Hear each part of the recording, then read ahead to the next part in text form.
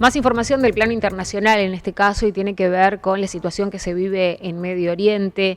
Realmente horas tremendas las que venimos transitando, las últimas, pero sobre todo cuando referimos a lo que ha pasado en el último tiempo. Estamos hablando de casi un año. Hoy en realidad se cumple un año de lo que ha sido allí en la franja de Gaza el conflicto bélico más sangriento. Sí, un conflicto latente. A más de un año de transcurrido hay más de 100 personas que continúan como rehenes, sí, que no han regresado a sus hogares.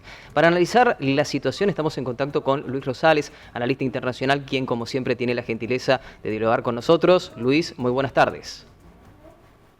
Buenas tardes, un gusto estar con ustedes y a través de ustedes con todos los chaqueños y correntinos. Luis, ¿cómo es la situación hoy en día en esta fecha tan particular? Se cumple un año de este ataque de Hamas hacia Israel.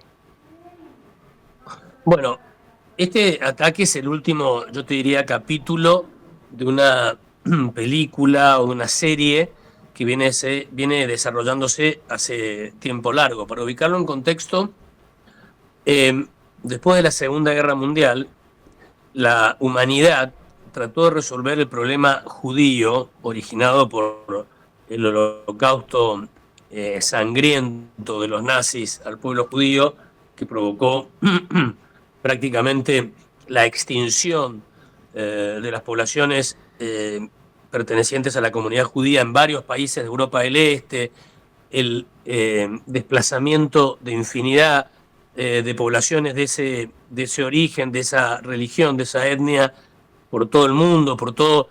Terminada la Segunda Guerra Mundial, la humanidad no sabía cómo resolver ese tema, cómo tratar de evitar que se produjera nuevamente una masacre como la de Hitler. Entonces, en comunidad, las Naciones Unidas en conjunto, se decidió la creación del Estado de Israel en un territorio que para el pueblo judío era histórico, que a lo largo del tiempo en esa región convivían con palestinos musulmanes y se estableció una partición, una división de un Estado judío y un Estado palestino.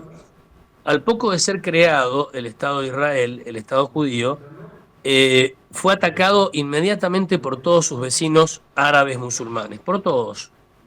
Y en una serie de guerras sucesivas, para hacerlo corto, muchas guerras sucesivas, Israel ganó siempre. Siempre existió una superioridad militar de Israel respecto de sus vecinos árabes y musulmanes. Luego, con el devenir del tiempo, el desarrollo de Israel como una democracia muy moderna, rica, progresista, ahí en Medio Oriente, la única democracia que funciona ininterrumpida de aquella época, fue firmando la paz con algunos de los vecinos, con Egipto, con Jordania y últimamente con países no vecinos, pero del mundo árabe. Quedaron como remanentes de ese odio hacia Israel algunos de los vecinos. Siria, el Líbano ocupado por Hezbollah, el Líbano tradicional antes de haberse fanatizado con Hezbollah, era más cercano a Israel, y la Franja de Gaza, una de las dos áreas en las que fue dividida Palestina, que quedó en manos desde el año 2006, en manos de un grupo fundamentalista Hamas.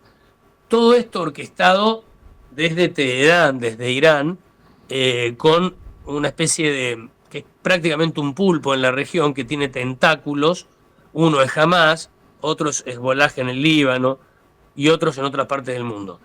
Bueno, el ataque de Hamas a Israel de hace ya un año, que inició esta nueva etapa de la guerra, fue tal vez muy sangriento, porque fue uno de los pocos que le costó a Israel tantas vidas humanas y la invasión de su territorio, pero fue contestado muy fuertemente por Israel en su ataque a Hamas, sí, en Gaza.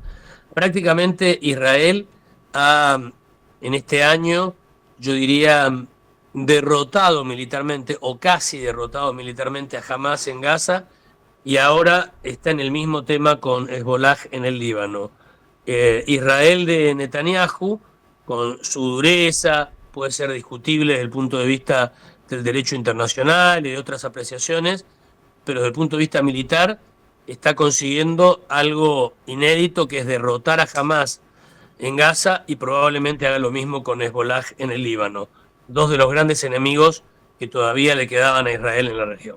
Luis, el nuevo año judío, ¿no?, que acaban de celebrar, pero de alguna manera este temor siempre latente, poco por celebrar, ¿no?, si se quiere, muy poco, cuando existe ya un temor de una guerra total. El temor a la guerra total es porque muy golpeados militarmente Hamás y Hezbollah, claramente el enemigo que queda, el enemigo que surge, es Irán. Sí. Y en los últimos días el enfrentamiento fue ya directo entre los dos países. Siempre Irán actuaba a través de sus sucursales militares, terroristas, que hemos mencionado, Hezbollah y Hamás. Ahora, muy golpeados estos dos tentáculos de Irán, el propio Irán está atacando a Israel e Israel está pensando en cómo contraatacar. Y esa sí sería una guerra compleja, porque sería una guerra mucho más convencional, más grande, potente. Irán es un enemigo militarmente muy, muy importante. Son los ex persas, para que tengamos una idea, los que estudiamos en la secundaria, cuando los griegos, Alejandro Magno luchaba contra los persas. Bueno, los persas, la continuidad histórica de los persas son los iraníes, y además representan una rama minoritaria del Islam, del mundo musulmán. Son los líderes del chiismo, de los chiitas, que están a su vez muy enfrentados con la otra rama del Islam, la mayoritaria, los sunitas, Sí. que tienen en Arabia Saudita a su principal exponente.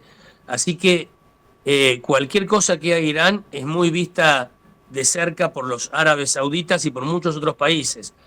Así que una guerra entre Israel e Irán puede llegar a escalar en ese plano a todo el mundo musulmán, pero también, porque detrás de Israel está Estados Unidos y prácticamente toda la OTAN, Sí. y detrás de Irán estaría Rusia y China, puede llegar a escalar a niveles impensados. Por eso hay tanto temor a cualquier escalada en un enfrentamiento entre Israel e Irán. Eso te quería consultar, Luis. Atento a esta situación, ¿se puede esperar alguna medida, por ejemplo, por parte de Israel en los próximos días, pese a que el primer ministro aseguró que el brazo militar de Hamás está derrotado?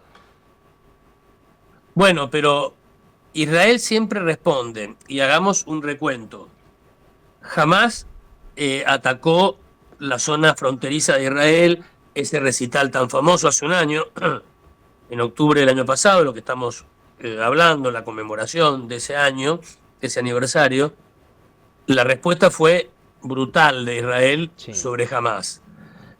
Hezbollah atacó el norte del Líbano, la respuesta fue los Vipers que estallaron, después Nasrallah, el dirigente encontrado en un subsuelo y asesinado. Y a respuesta de esto, como respuesta de esto, Irán atacó a Israel con, no sé, 400, 200, 400 misiles de todo tipo. Muchos de ellos no llegan, la mayoría no llegaron por el avance tecnológico que tiene Israel en cuanto a su defensa y la cúpula de hierro. Ahora queda en este juego de toma y daca la respuesta de Israel. Y eso es lo que se está merituando. Israel va a responder. Siempre que es atacado responde. Es una premisa de hierro, la ley del talión, si se quiere, de la Biblia. Ojo por ojo, diente por diente. Pero va a responder. El tema es con qué volumen, porque la respuesta tendría que ser contra Irán directamente. La vez pasada, que Irán lanzó otra andanada de misiles, la respuesta de Israel fue muy precisa, medida. Fue una señal que le mostró a Irán que podía atacar la ciudad donde se desarrolla el plan nuclear iraní, donde Irán supuestamente estaría fabricando los componentes de una bomba atómica. Ahora no se sabe, después de este ataque de Irán a Israel, se sabe que Israel va a contraatacar, pero no se sabe cuándo ni en qué volumen. Luis, como siempre, muchísimas gracias por tu tiempo, ha sido muy amable. Al contrario, un gran gusto y un gran saludo a todos los chaqueños y correntinos a través de ustedes. Muchísimas gracias. Muy amable. Luis Rosales. Desde Nueva York, acá desde Nueva York, qué que no lindo. aclaramos.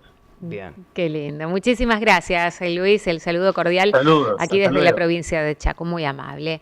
Luis Rosales, analista internacional, periodista amigo de esta casa. Bueno, analizando realmente hoy es una fecha tristísima, durísima para sobre todo la comunidad judía y para todos en realidad, porque lo que se pretende siempre es la paz mundial. Eso es lo que necesitamos.